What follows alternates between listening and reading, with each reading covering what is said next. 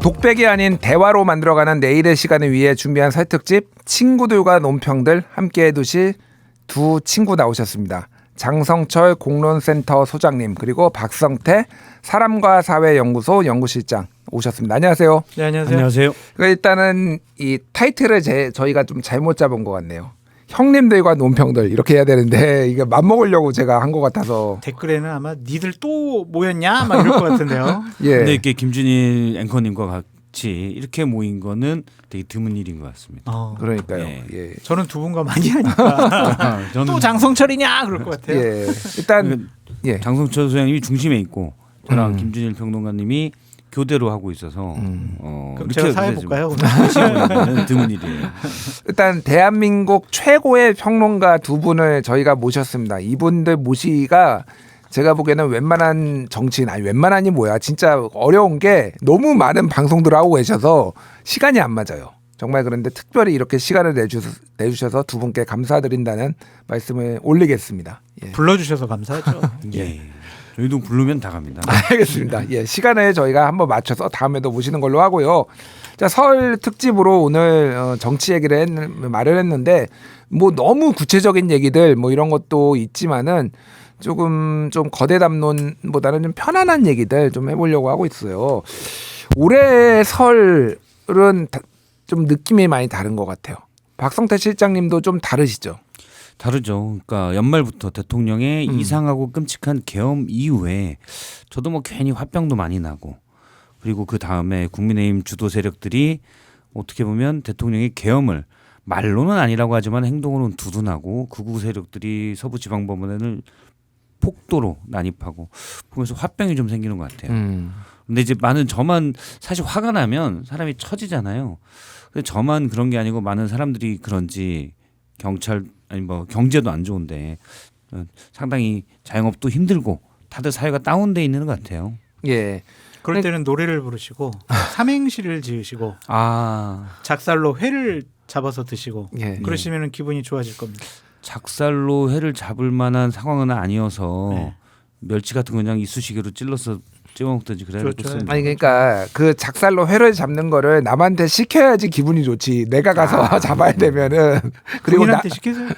남의 생일 노래를 하늘에서 보내주신 누구 이런 걸 부르는 게 듣는 거는 뭐 기분 좋을 수 있어도 자기가 부르려고 하면은 딱히 기분이 좋지는 않을 것 같아요. 아니 근데 진짜 명절이라고 하면 화기에 오손도손 막 식구들끼리 먼 친척들끼리 한번 모여가지고 그동안 어떻게 지냈니 맛있는 음식 전도 부쳐 먹고 이러는데 이번 설에는 그러지 못할 것 같아요. 그냥 정치적으로 너무 지금 분열이 돼 있어가지고 정치 얘기하기 조심스러울 것 같고 또한 경제도 많이 안 좋아졌고 또한 시국 상황도 나라도 대단히 어지럽고 혼란스럽고 가족들이 모여도 뭐 좋은 얘기를 할 수가 있을까? 윷놀이 하면서 와 이런 분위기는 안 될 것 같아요. 진짜 그 말씀 듣고 보니까 이번 명절에는 혹시 정치적 성향이나 입장이 다른 가족분들과 같이 있다면 웬만하면 주제를 꺼내지 말아야 된다. 그럼요. 얘기하면 안 돼요. 윤석열 대통령 이거 반드시 구속 탄핵 뭐 이런 얘기도 굳이 왜냐하면 지금 막 법원에 폭도가 들이닥치고 뭐 이런 상황이잖아요. 근데 반대쪽 원래 대통령 탄핵 이걸 해야 된다고 하는 분들은 이건 너무나 뭐 그냥 1 더하기 1은 2 같은 아주 명쾌한 진실이고 사실인데 이걸 또 너무 명백하게 반대하는 분들이 계셔서 자칫하면 서로 멱살 잡을 있으니까 맞아요. 가족끼리는 그럴 필요 없잖아요. 누가 정치 얘기 꺼내면 피하셔라. 내일 설날 당일도 절대로 정치 얘기하지 마십시오. 아 그런가요? 네. 하지 마세요. 그럼 애청자부로 무슨 얘기를 해야 될까요? 그냥 뭐 맛있는 거 드시고 고스톱 옛날처럼 고스톱 치고 윷놀이하고 저는 그럼에도 불구하고 경청을 해주는 건 어떤가 그 생각은 들어요. 들어보라고. 그러니까 생각이 다양한 분들이 있으니까 또 얘기를 한번 들어보고 그러면 그래요. 그런 부분은 또 공감이 되지만은 또 이런 부분을 주장하는 사람도 많으니까 한번 생각해 보시면 어떨까요?라고 하면은 쫓겨나겠죠. 세상을 너무 안이하게 보시는 것 같은데 지금 상황이 그렇지 않잖아요. 제가 볼 때 16살 이상은 쉽지 않습니다. 그렇군요. 알겠습니다. 자, 경제 얘기 조금만 해볼게요. 지금 경제 성장률 얘기가 이게 이제 수치로 나오면은 사실 정확하게 이제 체감이 안 되시는 분들도 있는데 정부에서 1.8 그리고 한국은행에서 1.9 그런데 그거 지금 한국은행도 계엄 전에 나온 거라서 지금 조정한다라는 거잖아요. 이게 지금 1점대 우리나라 잠재 성장률이 2.0인데 그거 잠재 성장률보다도 안 나온다라는 거는 이게 지금 뭔가 작동이 제대로 안 되고 있다 이런 얘기 나오고 있고 환율은 뭐 계속 조금 요즘은 안정되긴 했지만 환율도 치솟고 있고 그럼요. 그 자영업자 대출 연체율도 9년 만에 최고 그리고 소비자 심리 지수는 뭐 20년 만에 최저. 엉망진창이다 경제가 이런 얘기를 많이 해요. 주변에도 좀 그렇게 좀 많이 경기가 안 좋은 게 좀 느껴지시나요? 그렇죠. 저 얼마 전에 누가 불러서 집 앞 상가에 역 근처에 상가들이 많이 모여 있잖아요. 네. 전철역 근처에 거기 한번 가면서 쭉 상가들을 봤어요. 그랬더니 예를 들어서 큰 테이블이 뭐 20개 이상 있는데 저녁 7시 반쯤 넘어서 이 정도면은 뭐 제가 정확히 모르면 피크 타임에 최소한 가까운 시간 아니냐라는 생각인데 진짜 많은 곳이 3팀. 보통 한 팀, 2팀 저녁에. 예. 지역에 그냥 뭐 이렇게 그렇게 임대료는 비싸지 않은 동네긴 하지만 와 저분들 그래도 임대료 다 내고 어떻게 할까. 제가 본 걸로도 거의 역대 최악의 경기인 것 같아요. 그렇군요. 사실은 이제 자영업자들 내수 경기 이런 것들은 상가에서 지역 상가에서 돈이 어떻게 도냐 하면은 좀 보이거든요. 네. 그런데 역대 최악인 것 같다 그런 느낌이 듭니다. 제 친구 중에 중소기업하는 친구들이 몇 명 있는데 예. 2가지 문제점을 얘기하더라고요. 그러니까 국내 경기가요 신규 투자가 없다는 거예요. 신규 투자가 없다. 탄핵이 진행이 되면은 그냥 일상적으로 하는 그런 거 말고 새로운 투자를 정부 지자체에서 올스톱한대요 그냥. 그 의사 결정을 안 해버리는 거죠. 안 해주죠. 지금 불확실성이 크니까. 그러니까 이제 탄핵이 얼마나 진행될지 모르겠지만 그동안은 자신들이 사업하기가 너무 어렵다라는 거 하나 얘기해줬고 또 하나는 그 친구 중에 한 명이 이제 아프리카와 동남아에서 수출해가지고 사업을 해요. 그런데 2가지 문제가 있는데 예전에 이제 한 1년 전에 6개월 전에 계약해 놓은 거랑 이 환율이 안 맞으니까 엄청 손해라는 거예요 지금. 그렇군요. 네. 그리고 또 하나가 아프리카 동남아보다는 우리가 경제적으로 선진화 민주주의 국가 이렇게 인식이 됐잖아요. 예. 이제 그 가서 여러 정부 관계자들을 만나서 여러 가지 얘기를 해보면 너희 나라 대통령 탄핵 계엄 선포 하면서 이상하게 조롱 받는 느낌 그냥 우습게 보는 느낌 그런 것도 든다는 거예요. 외국에서 그런 얘기를 해요, 진짜. 네, 그렇게 한다는 거예요. 그러니까 걱정하는 게 아닐까요? 걱정하는 게 아니라 약간의 이제 조롱 섞인. 야, 그동안 뭐 너희들 뭐 해방 뭐 되고 뭐 원조 받는 국가에서 원조 하는 국가로 뭐 G8 이렇게 간다고 했는데 지금 너희들 뭐냐 지금 계엄 선포하고 탄핵당하고 니들 나라 정치 후진국 아니야? 이런 얘기까지 듣는다는 거예요. 그러니까 그쪽 정부와 관공서와 일을 해야 될 중소기업들은 상당히 이제 위축되는 거죠. 그 되게 두렵다고 하더라고요, 그런 것들이. 그 진짜 실질적으로 영향이 있을 것 같아요. 예. 우리도 그렇잖아요. 뭐 특정 국가를 얘기하면 그러니까 메이드 인 땡땡이다. 그러면 이제 그쪽 제품을 좀 우습게 보는. 그거는 사실은 그쪽 문화 뭐 이런 것도 있겠지만 기본적으로 기술이나 또는 국가 체계 뭐 이런 것도 있고 우리나라가 K-팝, 뭐 한류, 뭐 드라마, K-드라마 이런 것들에서 국격도 엄청나게 올라가고 그렇죠. 우리나라 제품이다 하면 일단 인정했는데 이제 이분들 머릿속에는 한국 하면은 그러니까. 총든 군인이 국회에 난입하는 것 갑자기 폭도들이 법원에 난입하는 것 이런 영상을 떠올리면 이미지가 될 가능성이 있다. 그렇군요. 제가 이제 금융계에 계신 분들하고 좀 얘기를 나눠봤는데 국제 신용평가사에서 한국의 신용등급 이제 AA 를 낮출지 말지를 되게 고민 중인데 사실은 당장 낮출 생각은 없대요. 그럼에도 불구하고 이게 언제 끝날지에 대해서 그렇죠.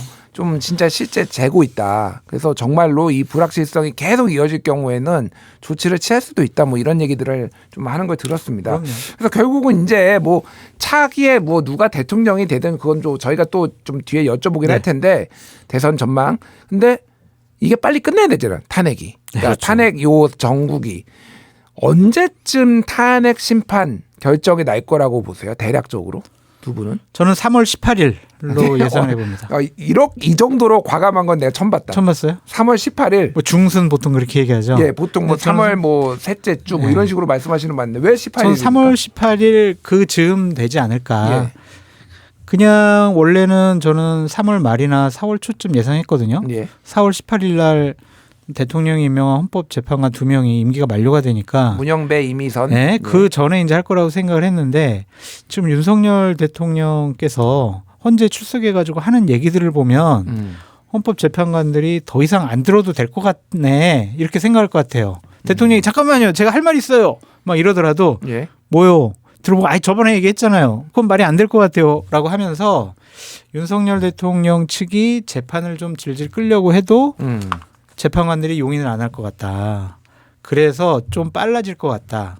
그래서 그냥 3월 18일 이렇게 그냥 찍었어요. 아, 근데 이제 누구한테는 과학적인 그게 근거는 빨라지는 없어요. 게 아니라 야 3월 18일까지 기다려야 돼? 이런 생각. 왜냐면 2월 말에 될 거라고 막 보시는 분들도 있어가지고 진보 쪽 분들은 다 그렇게 많이 그렇게 생각하시더라고요. 2월 쪽에 베팅하시는 분들이 있는데 우리 실장님은 저도 적어놨거든요. 저는 아예 이렇게 딱 최종 결정은 질문이 있길래 네. 예. 3월 18일 또는 진짜? 25일 적어놨어요. 근데 장 소장님하고 너무 많이 같이 다닌 것 같아요. 그러니까 감염됐어, 오염됐어 내가 보기엔 두 사람이. 이렇게 딱 적어놨잖아요. 와 진짜 그래요? 18일. 오 신기하다. 아니 그러면은 3월 18일, 25일 공통점은 화요일이네요. 화요일이죠. 왜 왜냐하면 화요일이에요?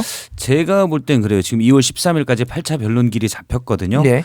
사실은 이거 한 4차만 해도 뻔한 건데 네. 원래 탄핵 심판에서 탄핵을 파면을 인용하려면은 조금 더 그래도 얘기를 들어주자. 예. 그래서 저도 4월 18일 전에 결론 낼 거다. 4월 18일까지는 어느 정도 4월 초수까지는 끌고 갈 거라고 그렇죠. 생각했는데 일단 대통령이 말도 안 되는 소리를 계속하고 있고 또 지금 예를 들어서 지난번 서부지방법원 폭도들의 난입 사건처럼 너무 이 구구층이 결집하면서 사회 안정을 해치고 있기 때문에 예. 그거보다 좀 단축이 될 것 같아요. 그런데 현재 8차 변론기일까지 잡혔는데 거기서 끝나냐? 일단 증인 신청을 좀 하고 있거든요. 윤석열 대통령 측에서. 예. 그래서 조금은 더 하지 않겠냐. 그래서 2번 더하면 일주일에 2번씩 하니까 4번 더하면 2주 정도가 늦춰집니다. 예. 그래서 2월 말까지 탄핵 심판 변론길이 이어지고 지난번 박근혜 전 대통령 때 보면 2월 27일까지 변론을 하고 3월 10일 날인가요? 이때 선고를 했거든요. 예, 한 예. 2주 좀 넘네. 그러니까 그때는 결정문 쓰는데 열흘 정도 걸린 거죠. 그렇죠. 예. 보통 열흘 2주 이제 일하는 날짜로 2주 열흘 정도 걸리는데 그걸 감안하면은 3월 10며칠이 될 것 같아요. 그런데 이게 3월 18일보다 한 일주일 전에 11일 날 해버리면 60일 전이잖아요. 예. 대선이 그러면 5월 초에 이 황금 연휴 기간이랑 걸려요. 근데 뭐 헌법재판소가 그런 것까지 고려를 할까요?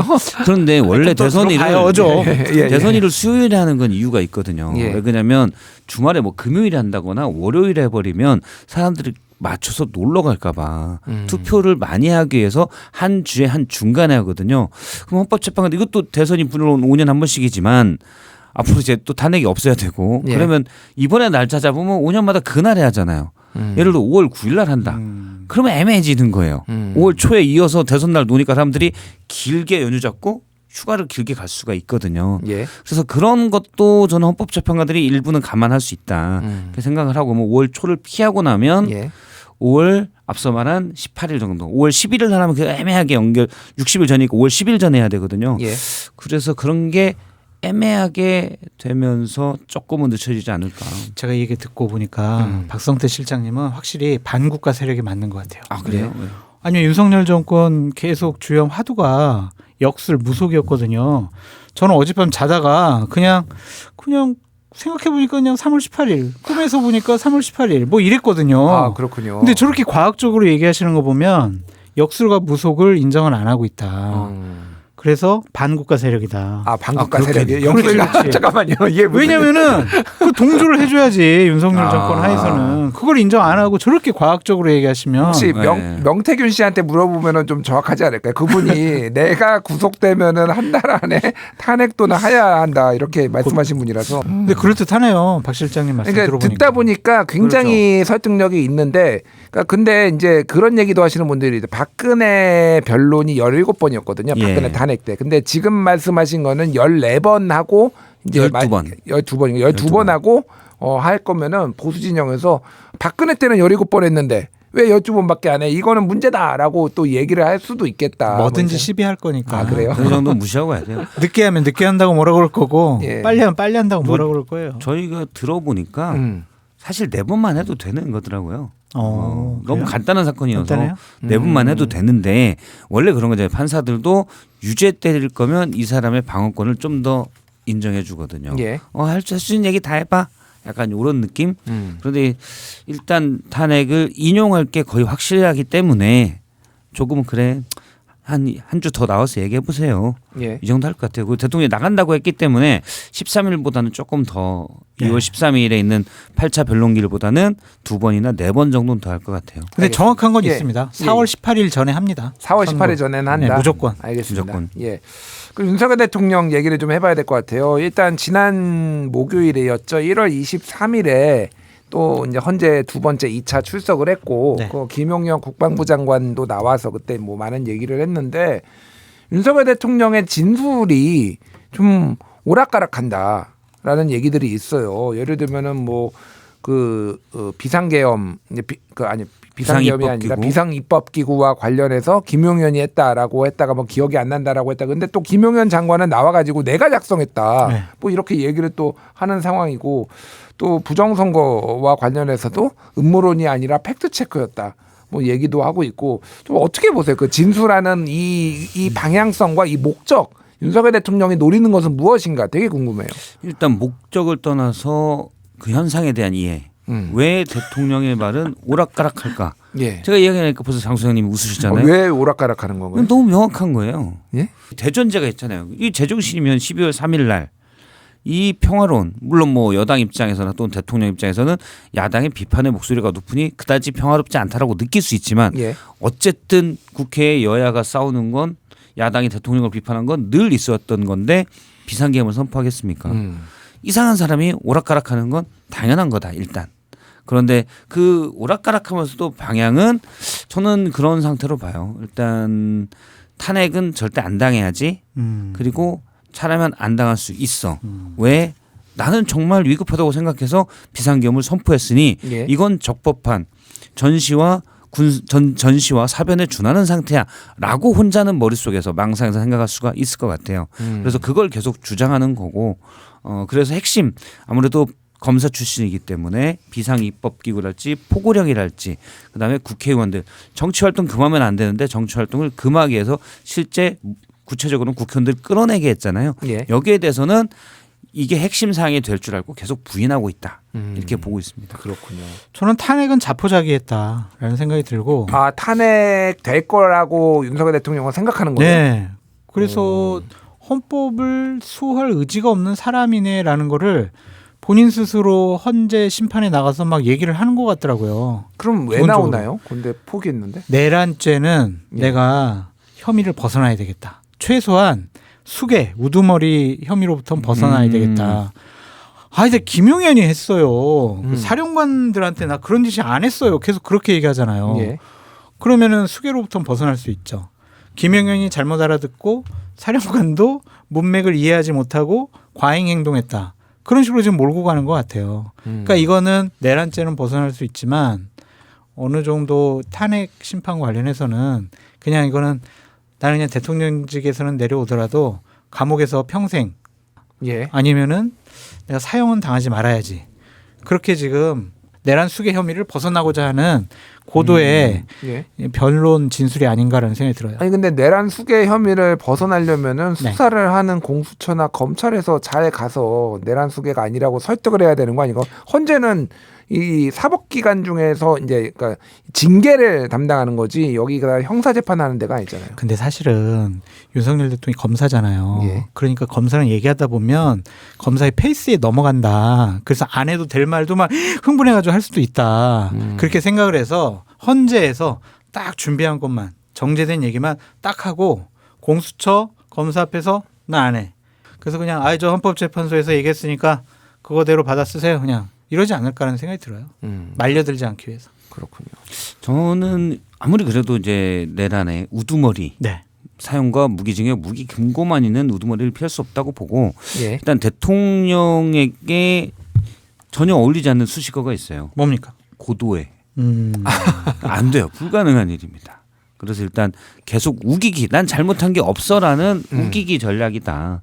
전 이렇게 보고 있습니다. 자, 그런데 이제 김용현 장관이 검찰에서 진술한 거하고 지금 이쪽에서 그 이제 헌재에서 진술하는 거하고 좀 다른 것 같아요. 윤석열 대통령한테 정치인 체포 지시받은 적이 없다라고 또 얘기도 하고요. 그러니까요. 비상입법기구 쪽지도 내가 썼다. 그 문건도 내가 썼다라고 얘기를 했는데 또 검찰에서 얘기한 거는 또 다르거든요. 그러니까.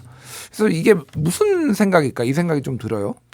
생각을 해보니까 내가 그렇게 사실대로 진술을 하면 윤석열 대통령이 진짜 내란 수괴가 돼가지고 사형이나 무기징역 받을 수 있겠구나. 그런 충성심과 의리 때문에 지금 진술을 좀 바꾸고 있는 것이 아닌가라는 좀 생각이 들고요. 그때 이제 23일 날 김용현 전 장관이 한 얘기들을 보면 되게 윤석열 대통령을 미화시키고 막 띄워줬어요. 예. 피를 토하는 심정으로 비상겸 선포했고 윤 대통령이 소수만 투입했다. 그렇게 지시했다. 그래서 본인도 이게 계엄이 될까? 막 이런 생각을 했다라는 거잖아요. 그리고 민주당사에도 병력을 투입했다. 해라라고 본인이 했는데 윤석열 대통령이 그거 하지 마. 이랬다는 거잖아요. 예. 그러면 윤석열 대통령은 계엄을 실질적으로 선포할 생각은 없었고 경고성으로만 하려고 했는데 내가 조금 오버해가지고 그렇게 지시를 내렸지만 결국에는 아무 일도 일어나지 않았어. 우리는 다 내란 수계 아니야. 이런 식으로 몰고 가려는 것 같다. 그런 생각이 드네요. 그렇군요. 알겠습니다. 뭐 이거는 이제 추후에 또 저희가 지켜보면은 어떤 헌재에서는 또 이제 검찰에서는 어떤 결론을 내릴지 보면 될 것 같고 서부법원 폭동 굉장히 저도 충격을 받았고 많은 분들이 충격을 받았어요. 근데 이게 이제 여러 가지 분석들이 나오는데 이게 어떻게 가능했을까 이 얘기가 나오거든요. 그러니까 우리가 일반적으로 옛날에 학생운동 많이 이제 하셨던 80년대 이 학번들 얘기를 들어봐도 자기들도 법원은 넘어가지 않아, 법원은 건드리지 않았다 이런 얘기들을 했거든요. 뭐 미 대사관은 넘어가도 법원은 안 건드렸다 이런 얘기를 하는데 뭐가 우리나라 사회가 어떻게 변화하고 있길래 이런 일들이 벌어졌을까? 박성태 실장님 어떻게 보십니까? 있을 수 없는 일이죠. 있을 수 없는데 인구가 5천만 좀 넘으면 별의별 사람들이 다 있긴 하거든요. 그런데 법원에 대해서 직접 뭐 공공기관 법원이 아니라도 법원 다 덩치가 크잖아요. 예. 뭐 7, 8층이 넘는 건물 크기에. 그런데 거기를 내가 들어가서 깨부순다? 상대적으로 쉽지 않아요. 일단 건물 자체 크기에 큰 행정기관에서는 겁이 나거든요. 그런데 그 건물이 그냥 구청도 아니고 법원이에요. 서부지방법원. 그런데 예전엔 이런 일이 아무리 이상한 놈들이 있다고 해도 이걸 잘 엄두에 안 나는데 여기에 정당성을 부추긴 사람들이 있습니다. 아, 있나요? 그럼요. 첫 번째 구구 유튜버가 있죠. 예. 그럼 구구 유튜버들 말에 자기들끼리 저 끄트머리에서 얘기해야 될 사람들을 이 담론의 중심으로 끌고 온 건 대통령 일본 윤석열 대통령. 예. 매일은 아니죠. 어쨌든 담화문 편지 써가면서 저도 끝까지 싸우겠습니다. 거리에서 뜨겁게 싸우고 있는 여러분들 뭐 고맙습니다. 이러니까 이분들이 어쨌든 현직 대통령이 힘을 실어준 거예요. 예. 그러니까 이 구구 폭도들이 정당성을 부여받았다고 생각을 하는 거죠. 이걸 또 구구 유튜버들이 전파해서 나르고 사실 구구 유튜버들은 대통령도 구구 유튜버들이 선동했다고 봐야 돼요. 예. 예.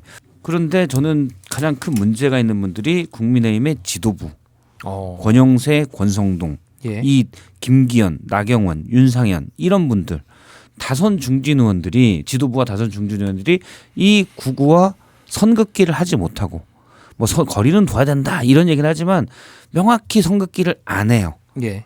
자기들의 지지층을 결집시키려고 그러면서 에너지를 거기다 공급하고 있는 거예요. 그러면 이분들이 난입한 폭도들이 다 지금 여당의 정파의 주요 한 축인 여당의 지도부들이 나를 밀고 있다라고 생각을 한 거죠.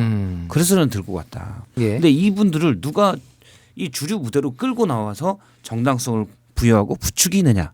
이게 중요한 거거든요. 예. 저는 지금 가장 문제가 있는 건 국민의힘 지도부다라고 봅니다. 알겠습니다. 근데 원흉은 정광훈 씨라고 볼 수밖에 없죠. 정광훈. 그 한 언론 보도에 의하면은 거기 막 올라가지고 막 유리창 깨고 막 벽돌로 막 예. 그 여러 가지로 막 부순 그 사람 중에 한 명이 정광훈 그 교회의 전도사라고 전도사. 하잖아요. 한겨레가 보도했는데 네. 정확하게는 그 판사 7층 문을 발로 차고 들어간 사람. 네. 그 사람이 이제 정광훈 전도사인데 그 방이 그 판사의 방인지를 어떻게 알았느냐. 이게 조금 많이 논란이 되더라고요. 그렇다면 거기에 20, 30대가 거의 반수라고 좀 하던데 그러면 정광훈 씨의 어떤 신도들이 아닐까? 그래서 그렇게 종교적인 확신과 세뇌를 당한 것이 아닌가? 그렇게 좀 생각이 듭니다. 아무리 생각해도 뭐 이재명 대표에 대한 적개심과 원한이 많더라도 윤석열 대통령을 꼭 지켜야 되겠다고 하더라도 예.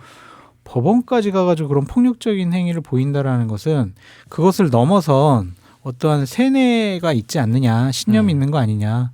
그것을 정광훈 씨가 좀 심어놓은 것이 아니냐. 정광훈 씨한테 좀 가스라이팅 당한 분들이 과격한 행동을 한 것이 아니냐. 그런 생각이 들어요. 정광훈 씨 얘기를 했으니까 제가 요 질문을 드릴게요. 정광훈 씨가 뭐라고 했냐면은 부당한 공권력에 대해서 불가피하게 저항할 수밖에 없고 이거를 정당한 저항권 행사다라고 이제 법원에서 윤석열 대통령을 구속하는 것은 부당한 공권력이다 이런 식으로 이제 얘기를 했거든요. 그래서 뭐 이제 윤석열 대통령을 구치소에서 데리고 나올 수도 있다 뭐 이런 얘기까지 지금 했어요.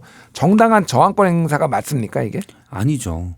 저항권이란 말은 우리나라 법에는 명문화돼 있지 않지만 헌법 전문에 있는 표현이 있습니다. 불우에 한거한 4.19 민주 이념을 계승하여라는 거에서 거기에 저항권을 뜻한다라는 얘기가 있거든요. 그래서 대법원 판례에도 저항권이라는 표현이 나와요. 김재규가 처음에 그 박정희 전 대통령 김재규 씨가 법원에서 저항권을 얘기했거든요. 예. 근데 그걸 인정을 안 했어요. 인정을 안 하고 그러면서 저항권이라는 표현이 나오고 헌법재판소에서 이미 결정한 게 있습니다.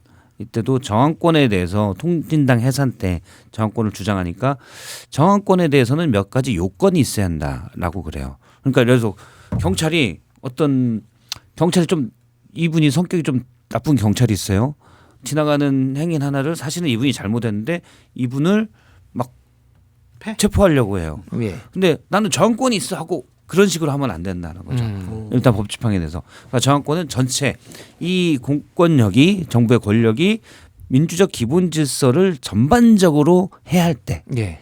이게 이제 대표적인 게 어느 때면 5.18 때 같은 때예요. 4.19 같은 때. 이때는 국민 저항권을 인정하는 거죠. 그러니까 재심에서 5.18에 그때 있던 분이 다 무죄 나오고 당시 오히려 보상도 받고 이건 국민 저항권을 행사했다라는 그 판단하에 이루어지는 거거든요. 그러니까 전체적인 질서를 해야 할 때고 소극적이어야 돼요. 그러니까 들어왔을 때 막는 거는 가능한 거죠. 예. 소극적. 그리고 또 하나 당시 헌법재판소 결정문에 또 하나가 뭐냐면은 최종적 수단이어야 된다. 그러니까 나는 아니에요. 이렇게 하시면 안 돼요. 다 하고 나서 최종적으로 더 이상 수단이 없을 때 저항권이라는 걸 인정해 주는데 그냥 저항권을 정광훈 목사가 아무렇게나 쓰는 거예요. 이거는 자 민주적 기본 질서에 이분 그 공권력이 해했냐? 그거 아니죠. 정반대죠. 대통령이 민주적 기본 질서를 극적으로 해야 하는 계엄을 선포해서 각 국민들의 기본권을 해치는 거였잖아요. 예. 그 사람을 벌 주는 게 어떻게 기본권을 민주적 기본 질서를 해야 하는 거예요. 이것부터가 아예 잘못됐죠. 그래서 저항권이 아니고 이건 폭도예요. 그냥 폭도. 폭도다. 예. 박성태 실장님은 너무 착해요. 왜요? 정광훈 목사의 저런 헛소리에 예. 저렇게 그냥 논리적으로 과학적으로 과거 사례까지 해가지고 반박하고 비판의 얘기를 해주는 거 보면 너무 착하다니까. 저 예. 같으면은 아니 뭐 그런 헛소리에 뭐 일일이 대응을 해요. 그냥 그게 맞는 것 같아요. 뭐 소음인데 그냥 시끄러우니까 귀 막고 있죠. 저 같으면 이러거든요. 근데 저 웃긴 게 예. 사랑제일교회에서 앞서 이제 그 전도사 7층에 판사문을 발로 찬 전도사 논란이 나왔을 때 입장문을 냈어요. 예. 입장문을 낸겠는데 그 사람은 이모 씨는 사랑제일교회 공식적인 직책을 맡거나 사례비를 받는 분이 아님을 분명히 하며 그러니까 그 교회 다닌 사람은 맞는데 예. 신도나 뭐. 직책을 맡은 사람은 아니다. 그래서 뭐 특임 전도사 뭐 이렇던데요 있어요? 보니까. 그러니까 예. 그런 식으로 이제 공식적으로는 안 했다라는 거죠. 그러면은 특임? 무슨 특임 교수가 어느 교수 대학의 특임 교수가 사고 치면은 우리 대학 교수가 아니면 아니다. 뭐 이렇게 하는 건가요? 그러면 저는 이 뒷부분 읽게요. 최근 발생한 불미스러운 사태와 관련해 의문을 가지시는 분들이 많은 것으로 아는데 예. 사랑제일교회는 이와 관련 조직적으로 어떤 사태를 유도하거나 개입한 적이 없다. 이렇게 얘기를 했는데 이게 예. 입장문이 문으로 딱 나왔어요. 그런데 아니 그 전날 4월 18일 날 정광훈이 방금 말씀하신 것처럼 정권하면서 막 주장했잖아요. 예. 그래놓고 해서 벌어진 일을 불미스러운 사태라고 자기들도 좀 뭐 잘못한지 안 거야 이게. 그쪽에서 불미스러운 사태라고 하고 개입이 없다? 박 실장님이 자꾸 이렇게 반박을 해주니까 재미 붙어가지고 계속 입장문 내는 거예요. 그냥 무시해버리세요. 알겠습니다. 예. 어쨌든 법원 폭동 같은 일은 다시 벌어지지 않아야 되는데 많은 사람들이 우려하는 게 윤석열 대통령이 탄핵이 인용됐을 때 사고가 나지 않을까 이거 걱정하시는 분들이 굉장히 많더라고요. 박근혜 대통령 때도 숫자가 좀 헷갈렸는데 5명이 사망했다고 그러더라고요. 네 명 아니었나요? 예, 지금 5명. 언론 보도에 따르면 또 5명이라고 나와서 제가 뭐 명확하진 않은데 어쨌든 많은 사람들이 근데 이게 자기들끼리 흥분해가지고 그때 막 대형 스피커가 쓰러져가지고 거기에 그렇죠. 깔려서 돌아가신 분도 있고 막 버스에 이런- 올라갔다가 뭐 분도 있고. 그런 분들도 있고 이게 막 그렇거든요. 그래서 이번에 서부지법을 침탈한 세력들에 대해서는 일벌백계 해야 한다. 본보기로 정말 법이 정한 최고의 형을 선고를 해야 된다. 그런 생각까지 들어요. 그렇지 않고 그냥 그래 뭐 훈방 아니면은 뭐 집행유예 아니면 벌금 이러면은요 자꾸 이런 일이 반복될 겁니다. 그리고 대통령을 강하게 옹호하고 방어하고 자랑스러워하는 분들 같은 경우에 진짜 인용되면은 뭔 짓을 할지 몰라요. 예. 그러니까 법의 엄격함을 이번 기회에 확실하게 보여줘야 한다. 그래야 향후에 사법의 결정에 대해서 반발하고 폭력적인 행위를 하는 것들이 줄어들 것이다. 그렇게 말씀드려요. 그러니까 이게 극우 분들에게도 제가 말씀드리고 싶은 게 잘 안 듣겠죠. 안 듣겠지만 일단 말씀드리고 싶은 게 지난번 2017년, 16년, 17년 때 박근혜 전 대통령 탄핵 국면에서 제가 토요일마다 특보를 했었거든요. 오. 그 제2본부에 있을 때 네. 딱 그 앞 시간 그다음 뉴스룸은 이제 그 S 선배가 하시고 그 앞 시간에 특보를 매번 했었는데 저희 회사에서 계속 강조했던 게 그거예요. 절대 광화문에 촛불을 든 시민들에게 어떤 흥분이 될 수 있는 멘트를 날리면 안 된다. 그런 걸 조심해야 된다. 그래서 행진을 하는데 예정 시간은 어디 골목을 돌아서 지금 그 청와대 앞에 어디에 도착했으면 안 돼 있어요. 예. 그 영상을 보면 이게 잘 안 가고 있어요. 행진 대열이. 그러면 뭐 경찰이 막고 있네 이렇게 해가지고 저거 경찰이 막는 거 아닙니까?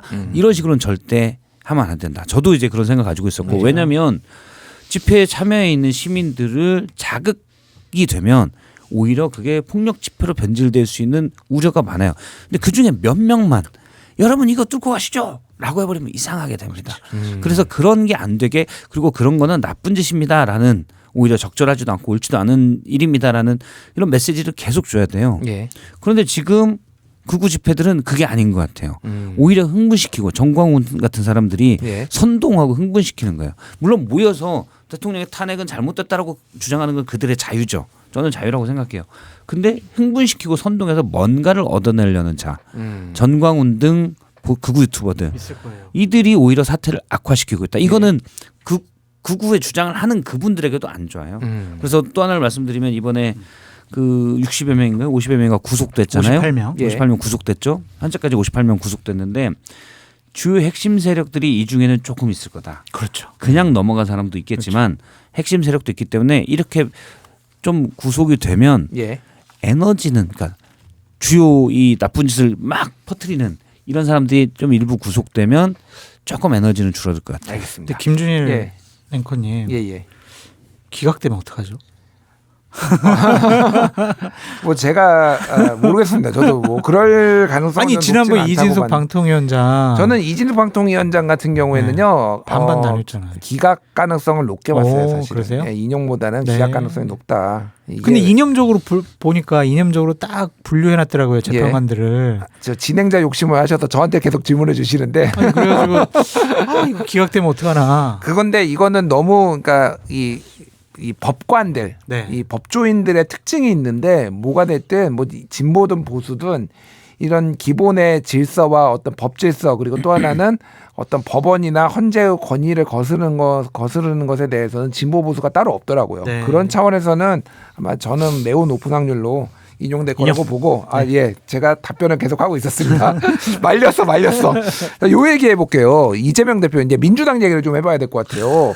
설 연휴 직전에 이재명 대표가 신년 뭐 기자회견을 하면서 꽤 장문의 이제 기자회견문을 읽었어요. 뭐 내용은 이를테면은 좀 성장 쪽으로 좀 초점을 맞추겠다. 그리고 정치 보복도 하지 않고 좀 화합을 좀 이렇게 하겠다. 뭐 이런 쪽의 이제 취지의 내용이었는데 지금 이거를 왜 갑자기 이 타이밍에 하고 이게 좀 어느 정도 효과가 있을 것 같은지 한번 좀 말씀해 주시죠. 효과는 제한적일 것 같아요. 제한적이다. 제한적이다.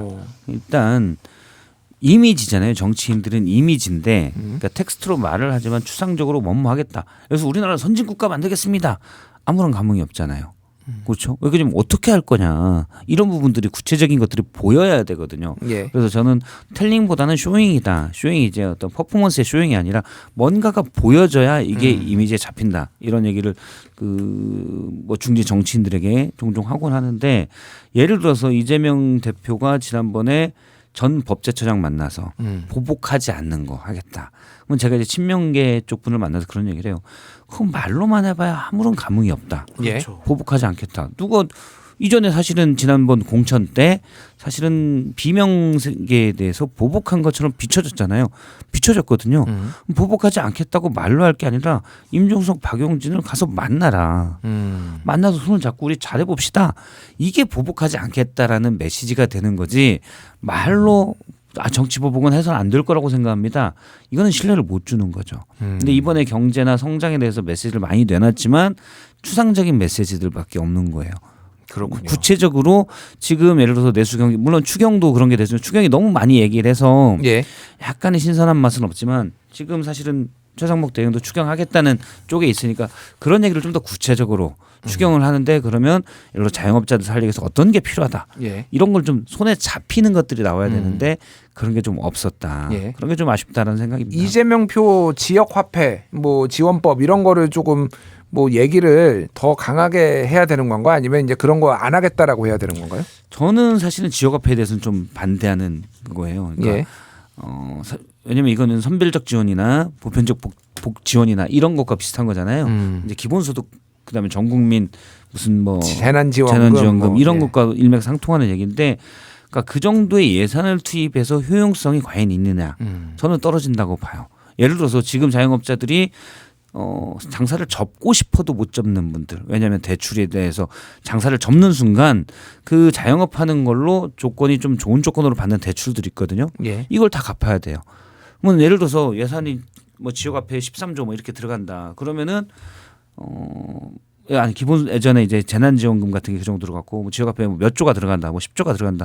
다른 식으로 선별적으로 정말 어려운 사람 지원하는 게 저는 훨씬 낫다. 이렇게 생각하는 편이에요. 근데 이런 편에 찬반이 나뉘니까 아마 거기에 대해서 고민을 하지 못해서 그런 게 없지 않았나라는 예. 생각도 들지만 일단 위험한 자영업자들 또 위험한 중소기업들로 해서 구체적인 안들을 좀 고민해서 내놨으면 어땠을까라는 생각이 듭니다. 알겠습니다. 장성철 소장님, 왜 이재명 대표는 이 타이밍에 이런 기자회견을 했을까요? 그러니까 정쟁에서 벗어나서 민생과 경제를 챙기는 이재명 대표 국가 지도자로서의 모습 보여주고 싶다. 뭐 그런 생각이었을 거예요. 거기 기자회견 할 때 뒤에 백드롭 보니까 회복과 성장, 그것도 이제 경제 문제에 집중해 있더라고요. 예. 근데 제가 이제 실패작이라고 생각하는 이유는 실패작인가요? 네. 오. 왜냐하면은 그게 이 상황을 주도할 수가 없어요. 그러니까 화두를 던졌으면 그걸 가지고 치열하게 논쟁이 붙어서 내가 맞아요라는 걸 입증해 가야 되는데 그냥 다음 날 언론에 하나 보도되는 그 정도 수준으로 끝났거든요. 그렇기 때문에 이거는 국민적인 관심을 끌어오지도 못했다라는 생각이 들고, 또 하나의 포인트는 이재명 대표가 경제와 민생을 잘못 챙길 것 같아서 지지율이 하락을 하고 비호감도가 높냐? 그건 아닌 것 같거든요. 그보다는 본인의 비호감도는 법률적인 도덕적인 문제에서 비롯된 거거든요. 뭐 사법 리스크. 그렇죠. 예. 근데 그런 것들에 대해서는 윤석열 대통령처럼 내 재판 질질 끌어야지라는 인상을 국민들에게 주면서 민생 경제 회복을 외친다고 한들 국민들이 과연 그 진정성을 믿을 수가 있을 것이냐. 그래서 저는 포인트를 잘못 잡았다, 그런 생각이 들어요. 근데 그 이재명 대표 공직선거법 2심과 관련해서 뭐 위헌 법률 심판의 제청을 신청하겠다라는 거는 사실이 아니다. 그거는 검토만 한 거지 신청한 건 아니다. 또 검토가 문제라니까요. 도둑질 하려고 할 때 도둑질 해야지라고 계획하고 분석하고 한번 여러 가지 상황을 살펴본 거, 그것부터 잘못이라니까요. 거죠. 아, 이게 도둑질에 비유될 정도로 나쁜 예를 짓인가요? 들면야, 예, 예를 예, 예. 들면 음. 그러니까 저희 같은 보수파 쪽 사람들은 비판할 수밖에 없죠. 윤석열 재판 질질 끈다고 욕하면서 예. 자기 재판 질질 똑같이 끄네. 그럼 뭐가 달라? 민주당의 윤석열은 이재명이다. 이런 비판받으면 어떡할 거냐고요. 그래서 저는 실패한 거다. 차라리 박성태 실장님 얘기한 것처럼 보복하지 않아요? 피명계 정치인들 품고 또 이제 반윤석열에 섰던 하지만 진보 쪽이 아닌 인사들 만나가지고 내 사람 만들고 그런 모습 보여주면은 정치 보복 선언하는 것보다 훨씬 더 효과적이라고 보여지거든요. 그런데 이제 많은 분들이 또 그런 얘기를 하시더라고요. 이재명 대표가 첫 번째 당 대표 나올 때 그때 네. 경선을 했던 게 그때 이제 방금 얘기했던 박용진 의원이었거든요. 네. 그때 이재명 대표가 박용진도 공천을 받는데 두려워하지 않는 그런 정당을 만들겠습니다라고 했는데 네. 이제 공천에 뭐 이재명 대표가 직접 뭐 개입한 건 아니지만 결국 안 줬잖아요. 그러니까 그렇게 한다고 해서 그러면 사람들이 신뢰할 수 있겠냐 이재명을. 이미 그런 식으로 말을 바꾼 사람이라는 생각이 좀 이미지가 너무 강한 거 아니냐. 행동으로 보여주면 되죠. 행동으로 그러니까 그러니까 찾아간다고 해서 예를 들면은 그렇게 믿는 사람들이 이재명 대표가 예를 들어 박용진 의원을 전 의원을 찾아가서 만나서 밥을 같이 먹고 뭐 이렇게 해요. 그러면 그래도 지금 이제 김준일 평론가님이 앵커님이 얘기하신 것처럼 아유 저거 다 쇼야라고 하는 분도 많이 있겠죠. 그분들은 어차피 이재명 대표 안 찍어요. 그리고 근데 이재명 대표는 아유 나는 저분 예전에 공천 때 한 거 보니까 마음에 안 들어.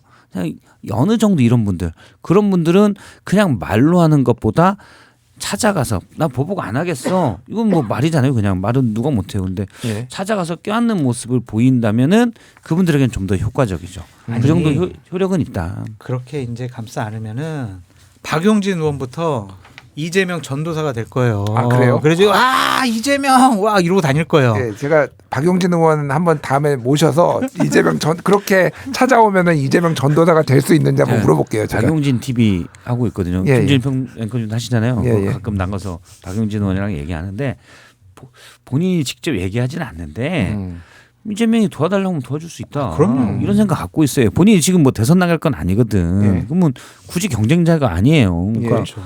도와달라고 하면 도와줄 수 있다. 이런 걸 가지고 있어요. 본인도 이재명 대표가 대통령 될 가능성이 크다고 보니 뭔가 또 뒤를 봐야 될 거 아닙니까? 예. 예. 알겠습니다. 그 여론조사 지금 굉장히 많은 여론조사들이 나왔는데 특히 이제 화제와 논란이 됐던 게 설 연휴 전에 특집으로 시사저널에서 이제 나온 거예요. 그래서 시사저널이 조원 시안에 의뢰해서 전국 만 18세 이상 남녀 1,006명을 대상으로 이제 조사를 무선 IDD 랜덤 방식으로 ARS 여론조사를 했고요. 응답률은 6.7%, 표본 오차는 플러스 마이너스 3.1% 포인트였는데 자, 이 여론조사가 상당한 화제가 됐습니다. 왜 그러냐면은 김문수 양자 대결을 했는데 김문수 장관이 이재명 대표를 이겨버렸어요. 이런 일이 있을 수 있느냐? 자, 수치를 말씀드릴게요. 김문수 46.4, 이재명 41.8. 그래서 민주당이 뒤집어졌거든요. 이거는 좀 어떻게 보십니까? 이게 정말로 가능할 것인가? 불가능하죠. 저는 그러니까 여론조사를 보는 이번에 시사저널의 여론조사를 보는 두 가지 시각이 있을 것 같아요. 하나는 와 이렇게 김문수 장관이 높은 지지를 받아? 그러면 이게 이제 미디어에서 침묵의 나선형 이론이라고 이게 다수인가? 해서 애매한 분들에게 그래 탄핵은 그러면 잘못했나? 아니 계엄이라는 건 너무 명백한 민주주의에 대한 침공인데 그런데 이렇게 김문수 사과하지 않은 김문수를 지지하는 사람이 이렇게 많아? 내가 잘못 생각 이런 좀 헷갈리신 분들이 있을 것 같고 예. 또 한편에서는 어떤 생각을 할 거냐면 최근에 여론조사가 민주당과 국민의힘 지지율이 오차범위 내로 많이 나오고 대통령의 지지율도 좀 높아진 걸로 나왔잖아요. 다자 대결에서도 김문수 장관의 지지율이 조금은 올라가고 그런데 이번 거를 보고 나서 이거는 명백한 보수층의 과표집이구나. 이렇게 볼 수 있을 것 같아요. 그렇군요. 그러니까 응답률이 아마 6.5%인가 그런 걸로 알고 있는데 6.5%만 딱 하다 보니 나는 대통령 탄핵 절대 반대라는 극우 지지층 애들이 적극적으로 응했다. 극우 지지층 사람들이 응했다. 네. 제가 이거 숫자를 좀 말씀드리면은 1,008명이었는데요. 진보가 196, 응답자가 중도가 417, 보수가 323, 잘 모름이 70. 이렇게 지금 나왔습니다. 그러니까 보수가 좀 상대적으로 한 1.5배, 1,006명입니다. 죄송합니다. 예, 많은 것 같아요. 장성철 소장님. 저는 여론조사는 그냥 있는 대로 다 믿어야 된다고 생각을 하거든요. 그냥 과표집이라든지 아니면은 다른 쪽에서 대답을 드렸다 이런 거는 우리가 추측의 영역이거든요. 그냥 수치 그대로만 봐야 되는데 이번에 수치가 좀 이상한 부분이 전 두 군데가 있었어요. 어떤 게 이상했습니까? 먼저 중도층에서 예. 중도층에서 이재명, 김문수 해보니까 이재명이 45, 김문수 40이에요. 중도층에서 별로 차이가 안 나잖아요. 예. 그런데 우리가 김문수 후보 같은 경우에는 극우적인 인사다. 윤석열 대통령 편든 사람이다. 그 중도층에 외연확장이 없다. 그렇게 생각을 하잖아요. 예. 그런데 40이 나왔단 말이야. 그런데 여기서 또 양자 대결한 게 한동훈 대표가 있단 말이에요. 근데 예. 이분은 그래도 비상계엄을 막았던 사람인데 그래도 김문수보다는 중도층에 좀 더 소구력이 있지 않을까? 라고 우리가 평소 생각을 했는데 예. 오히려 더 낮아요. 33%예요. 중도층에서 7%를 김문수 후보가 더 많이 받았어요. 그렇군요. 이거는 좀 이해가 안 되는 수치다라는 것과 그러면 중도를 가장한 보수가 찍었다 뭐 이렇게 해야 돼요. 이게 ARS로 기계음이 들리니까 그냥 어떻게 생각하십니까? 그러니까 본인이 나이도 속일 수 있고 지역도 속일 수 있고 정치 성향도 다 그냥 하고 싶은 대로 얘기하면 돼요. 그러니까 우리가 흔히 과표집 됐다고 한 이분들이 적극적으로 자신의 의사를 여론조사에 반영하려고 한 거잖아요. 예. 그러면 이분들도 전략적으로 할 수가 있죠. 알겠습니다. 예, 소장님 우리가 말씀하시죠. 생각한 거랑 다른 결과 나서 좀 당황스럽고 음. 또 하나는 호남의 지지율이에요. 김문수 후보가 25.9, 홍준표 28, 한동훈 21 나왔단 말이에요. 예. 홍준표 후보가 호남에서 28%를 얻는다? 이거는 상상하기가 어려워요. 그래서 시사 저널의 저 여론조사는 좀 바이어스가 있지 않을까 그렇게 조심스럽게 한번 말씀을 드려봐요. 알겠습니다. 자, 이례적이잖아요. 예. 그 추후에 저희가 한 번 더 두 분을 모시고 좀 이거 분석했으면 좋겠고요. 방금 소개해드린 여론조사의 자세한 내용은 중앙선거여론조사 심의위원회 홈페이지를 참조해 주시면 됩니다. 마지막으로 짧게 정치권을 향해서 좀 조언, 설 연휴도 맞았는데 이게 원래 한번 이 명절이 있으면 또 한번 분기점이 되잖아요. 정치권을 향해서 조언 짧게 좀 해주시죠. 저는 일단 상식이 섰으면 좋겠고 너무 지금 극우 이쪽에 상식이 너무 벗어난 게 많고 그다음에 앞서 이제 듣자 이런 얘기 하셨는데 예. 좀 서로의 의견을 존중하는 이런 게 좀 됐으면 좋겠어요. 저는 거울 보고 정치해라라고 말씀드려요. 예. 자기 얼굴 보고 정치 좀 해라. 맨날 상대방 보면서 제가 더 나빠요 막 이런 정치하잖아요. 예. 거울 보면서 내가 더 나쁜 부분은 뭐가 있을까. 자기 반성하는 정치하셨으면 좋겠다라는 생각이 듭니다. 알겠습니다. 이 두 분의 조언만 들어도 한국 정치가 훨씬 좋아지지 않을까 이런 생각을 합니다. 설 특집으로 준비해온 친구들과 논평들 시간 함께 해봤습니다. 나와주신 두 분 형님께 감사드립니다. 감사합니다. 고맙습니다.